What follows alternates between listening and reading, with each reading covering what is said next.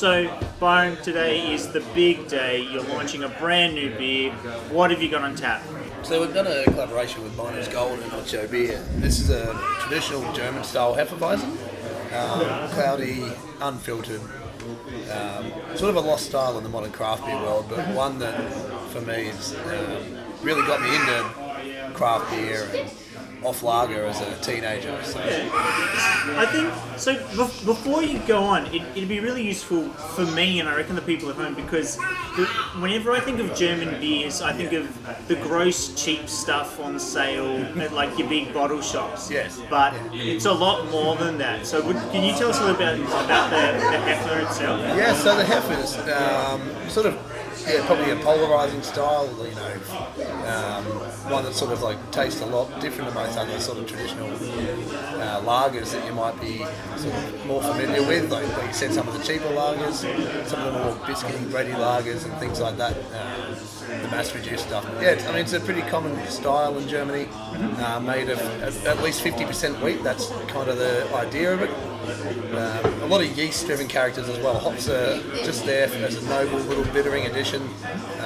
Like it's only about 8 to 10 IBUs generally, so something like your modern pale ales and IPAs, it's a long way off that. Okay. Even a long way off your hazies as well, which only use sort of hops for aroma. So yeah, kind of sweet, smooth, made for drinking in the sunshine, which unfortunately one hasn't really delivered today, but yeah. Not today, but no. Hopefully, should be around for the spring and the summer, and just a nice light, Well, I have already finished my first schooner of this delicious beer, and it is interesting too because when I think of those European beers, like I said before, have been sort of tarnished by the more offensive ones that I've tried in the past. Yeah. But this isn't that at all. This is like a really smooth, but I've been trying to think of a better word than tart, but there's something about it that sort of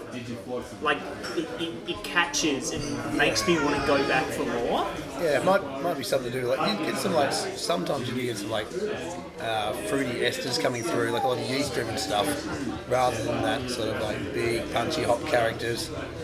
The malt bill's nice and soft and sweet. They're generally really highly carbonated as well, so probably more so than your standard lager or pale ale. So you'll find they can be quite bubbly and quite full, like almost like a meal in a glass, like the German version of everyone.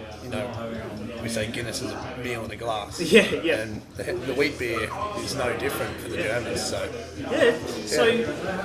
this is a collaboration brew. So it is. Your previous beers you did with Little Rivers. Little Rivers.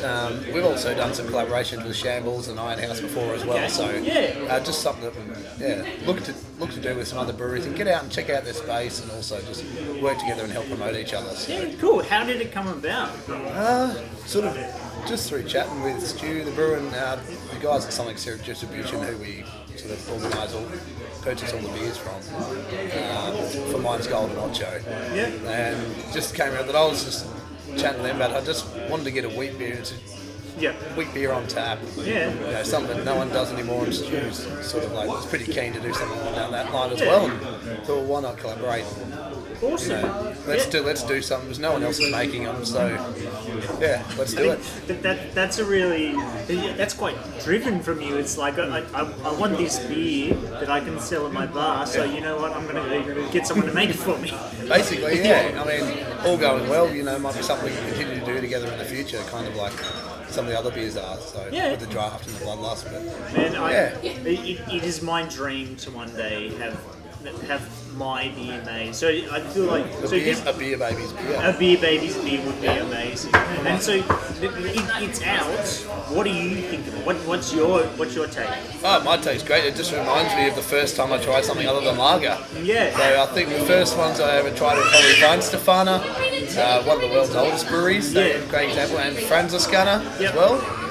Franziskaner probably has a little bit more of an orangey, citrusy kick.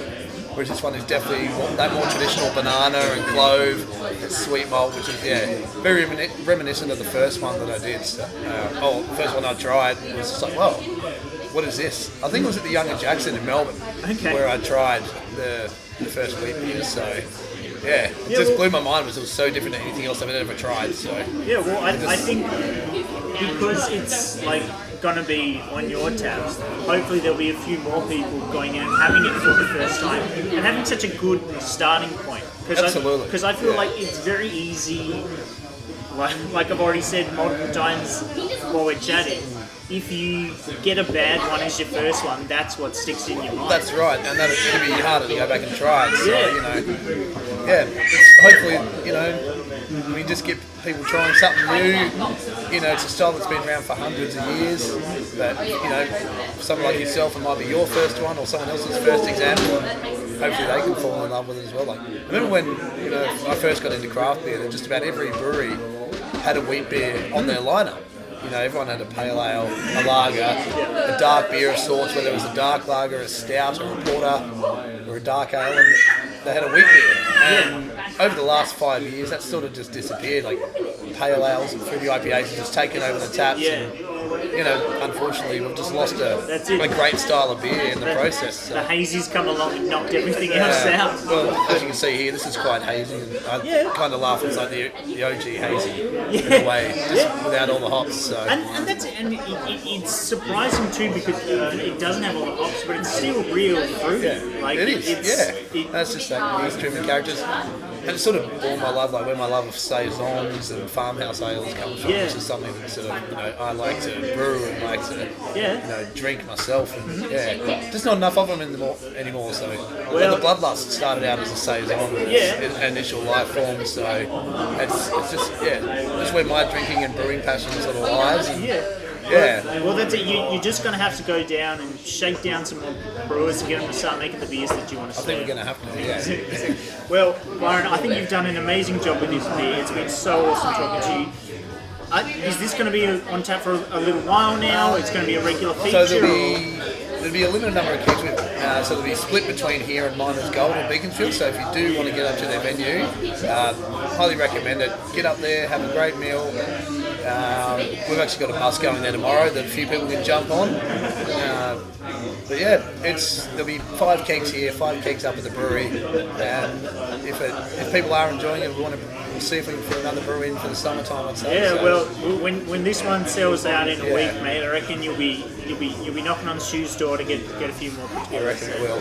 Yeah. So this has been awesome fun. Thanks for checking it out. Make sure you get down at Tandys and get your hands on this limited release short run beer because if you miss out, it might be gone. So I feel like you don't want to miss this because this is a European style beer done in a Tassie way that is beautiful, and I cannot recommend it highly enough. So make sure you check it out, guys. I promise not to drink it all myself. I won't hold you to that. Please don't.